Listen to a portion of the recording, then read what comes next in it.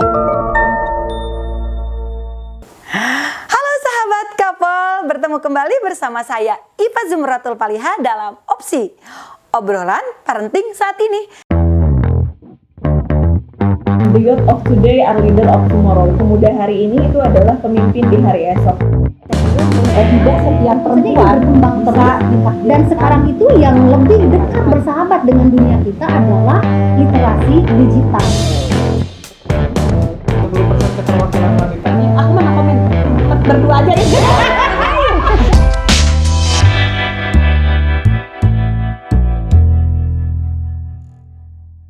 Kali ini saya ingin membahas tentang ASI, air susu ibu.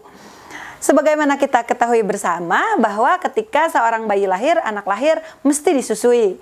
Adapun ada yang memilih ASI, air susu ibu, ada juga yang memilih dengan susu formula. Nah, kedua-duanya nanti kita bahas. Yang pertama adalah ASI. ASI menurut aturan agama bagi yang beragama Islam, bagi muslim ini adalah wajib sebagaimana dalam Al-Quran, bahwa wajib bagi perempuan yang melahirkan seorang ibu untuk menyusui anaknya hingga usia 2 tahun. Nah, kemudian hal ini didukung oleh negara. Negara dalam Undang-Undang Kesehatan sudah mencantumkan bahwa para ibu wajib memberikan ASI kepada anak-anaknya, dan ini juga ada pengecualian untuk ibu-ibu yang tidak bisa melakukannya, yaitu ibu-ibu yang sakit. Adapun ASI eksklusif bisa dilakukan terus-menerus, dilakukan selama 6 bulan berturut-turut tanpa dicampuri hal-hal lain kecuali obat mungkin kalau bila anaknya sakit. Nah, ASI ini memang sangat bermanfaat, gizinya besar, tidak ada bandingannya dan tidak bisa dibeli dengan uang, karena ASI ini alamiah, ciptaan Tuhan yang diberikan dari tubuh ibu untuk putra-putrinya. Nah, ASI bisa diberikan dengan berbagai macam cara. Jadi tidak ada alasan bagi seorang ibu yang menolak memberikan ASI kepada anaknya, karena ketika seorang ibu bekerja tetap masih bisa memberikan ASI. Zaman sudah canggih, zaman berkembang, banyak sekali teknologi yang mendukung ASI eksklusif, ASI selama 2 tahun, ASI selama 6 bulan berturut-turut untuk tetap diberikan walaupun ibu bekerja. Undang-undang sekarang sudah berpihak terhadap perempuan, karena ada cuti melahirkan sehingga bisa menyusui untuk 1, 2 bulan sampai 3 bulan. Bahkan ada di beberapa perusahaan yang diberikan cutinya sampai 6 bulan.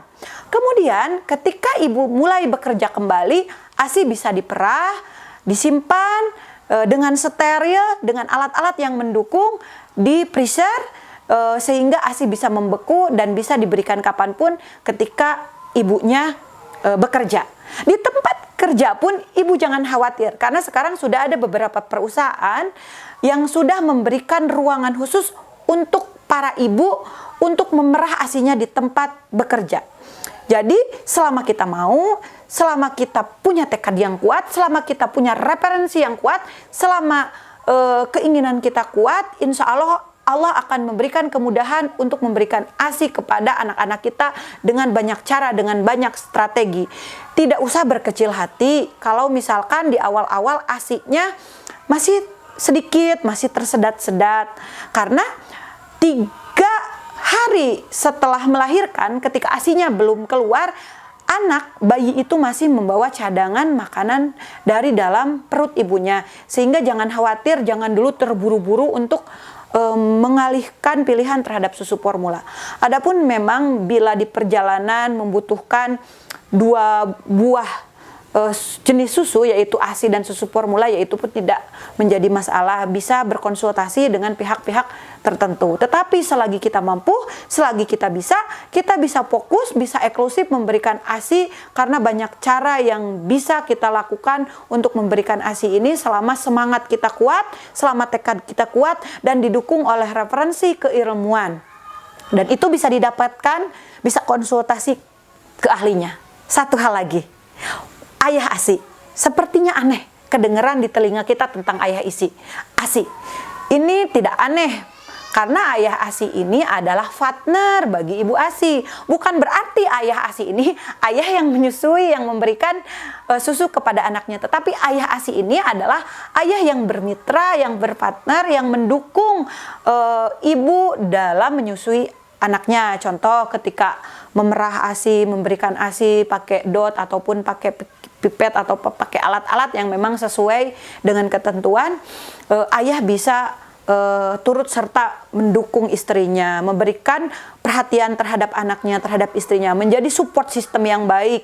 Ketika ASI istrinya kurang, ayah bisa menjadi penyemangat, memberikan makanan yang bernutrisi tinggi, memberikan kenyamanan secara mental, sehingga seorang istri, seorang ibu mentalnya menjadi nyaman, psikologinya menjadi nyaman, dan ASInya menjadi lancar.